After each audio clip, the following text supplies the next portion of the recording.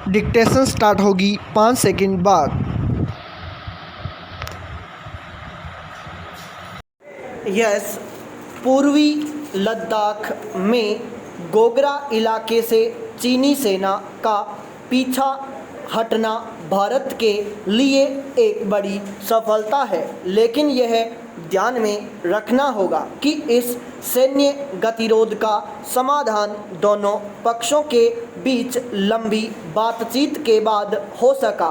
कायदे से इस साल फरवरी में पैंगोंग झील इलाके से सेनाओं को पीछे हटाने पर सहमति बन जाने के बाद अन्य क्षेत्रों में भी आमने सामने खड़ी सेनाओं को अपने स्थान पर लौट जाना चाहिए था, लेकिन ऐसा नहीं हुआ। तो चीन के अड़ियल रवैये के कारण चीन खुद की ओर से पैदा किए गए सैन्य गतिरोध को सुलझाने के मामले में किस तरह अड़ियल रवैया अपनाता है और दूसरे पक्ष को थकाने की रणनीति पर चलता है, इसका एक प्रमाण यह है कि अभी हॉट स्प्रिंग और देपसांग इलाके से चीन अपनी सेना को पीछे लौटाने के लिए तैयार नहीं। यह अच्छा है कि भारत चीन की थकाने वाली रणनीति को समझ गया है और वह भी उसे उसकी ही भाषा में जवाब दे रहा है। शायद यही कारण है कि चीन एक के बाद एक इलाकों से अपने कदम पीछे खींचने के लिए मजबूर हो रहा है, लेकिन जब तक पैंगोंग और गोगरा की तरह से बाकी इलाकों से चीन अपनी सेना को पीछे नहीं लौटाता, तब तक उस पर भरोसा नहीं किया जाना चाहिए। पाई पैराचेंज भारत को अपनी यह बात बार बार दोहराते रहना चाहिए कि जब तक सीमा पर यथास्थिति कायम नहीं हो जाती, तब तक दोनों देशों के संबंधों में सुधार नहीं आ सकता। भारत को केवल सैन्य गतिरोध वाले शेष इलाकों से ही सेनाओं की वापसी पर जोर नहीं देना चाहिए, बल्कि यह भी रेखांकित करना चाहिए कि संबंधों में सुधार के लिए सीमा विवाद को हल करना आवश्यक है। इसकी अनदेखी नहीं की जानी चाहिए कि चीन सीमा विवाद को हल करने में कोई दिलचस्पी नहीं दिखा रहा है। यह सामान्य बात नहीं कि सीमा विवाद को लेकर बीते 2 दशक से भी अधिक समय से बातचीत हो रही है, लेकिन मामला जहां का तहां है।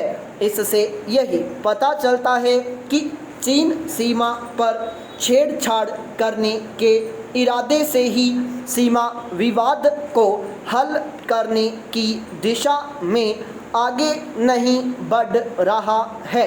चीन पर दबाव बढ़ाने के लिए जरूरी केवल यह नहीं है कि सीमा पर उसकी सेना के अतिक्रमणकारी रुख पर सख्त रवैया अपनाया जाए, बल्कि यह भी है कि उस पर आर्थिक निर्भरता कम करने के प्रयासों को जारी रखा जाए। चूँकि इस दिशा में वैसी सफलता नहीं मिली जैसी अपेक्षित थी, इसलिए यह देखा जाना चाहिए कि ऐसा क्यों है। यह ठीक नहीं कि चीनी वस्तुओं का आयात कम होने का नाम नहीं ले रहा है। पाई पैराचेंज ईरान के नवनिर्वाचित राष्ट्रपति इब्राहिम रईसी ने अपने पद की शपथ ग्रहण कर ली। उनके शपथ ग्रहण समारोह में शामिल होने के लिए भारतीय विदेश मंत्री एस जयशंकर भी तेहरान में उपस्थित रहे। अपने 2 दिवसीय ईरान दौरे पर जयशंकर इस आधिकारिक कार्यक्रम में शिरकत करने के अलावा कई द्विपक्षीय बैठकों में भी हिस्सा लेंगे। 1 महीने के भीतर जयशंकर का दूसरा ईरान दौरा यही दर्शाता है कि तेहरान किस प्रकार नई दिल्ली की प्राथमिकताओं में है। दरअसल मौजूदा वैश्विक भू राजनीतिक समीकरणों में ईरान की स्थिति जटिल होते हुए भी बड़ी महत्वपूर्ण बनी हुई है। विशेषकर भारत के लिए ईरान की खासी अहमियत है, लेकिन इसमें कुछ पेच भी फंसे हुए हैं, जैसे अमेरिका ईरान के बीच उलझे हुए रिश्तों के कारण भारत के समक्ष अक्सर दुविधा की स्थिति बन जाती है। वाशिंगटन ने तेहरान पर कुछ प्रतिबंध लगाए थे, हालांकि दोनों देशों में सरकारें बदल गई हैं, फिर भी गतिरोध टूटने के आसार नहीं दिख रहे। यह भी एक दिलचस्प संयोग है कि अमेरिका में अपेक्षाकृत कट्टर डोनाल्ड ट्रंप प्रशासन के दौरान ईरान में उदारवादी नेता शासन की बागडोर संभाल रहे थे, वहीं अब अमेरिका की कमान उदारवादी बाइडन संभाल रहे हैं, तो ईरान में कट्टरपंथी रईसी का राज आ गया है। वैसे तो बाइडन ने राष्ट्रपति बनने के बाद अपने पूर्ववर्ती ट्रंप की कई नीतियों को पलट दिया, लेकिन ईरान को लेकर उनकी नीति कमोबेश वैसी ही रही। अभी तक यह स्पष्ट नहीं हो पाया है कि अमेरिका रईसी जैसे कट्टर माने जाने वाले नेता के साथ किस प्रकार आगे बढ़ेगा। इस अनिश्चितता को लेकर भारत के समक्ष समस्याएं और बढ़ जाती हैं। पाई बेराजेंज।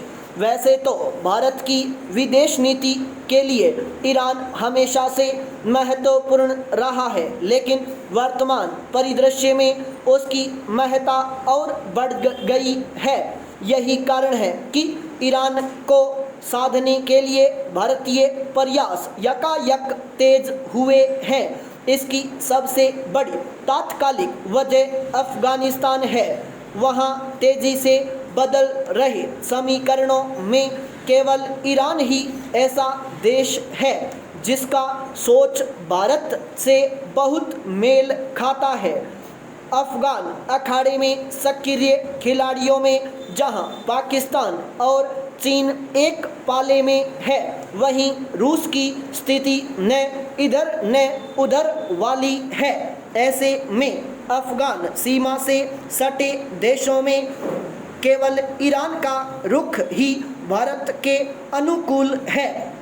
बदलते हालात के हिसाब से ईरान ने तैयारी भी शुरू कर दी है। उसने अफगान सीमा के आसपास अपने लड़ाकू दस्तों को सक्रिय कर दिया है। अफगानिस्तान में अपने व्यापक हितों को सुरक्षित रखने के लिए भारत को ईरान का साथ जरूरी है।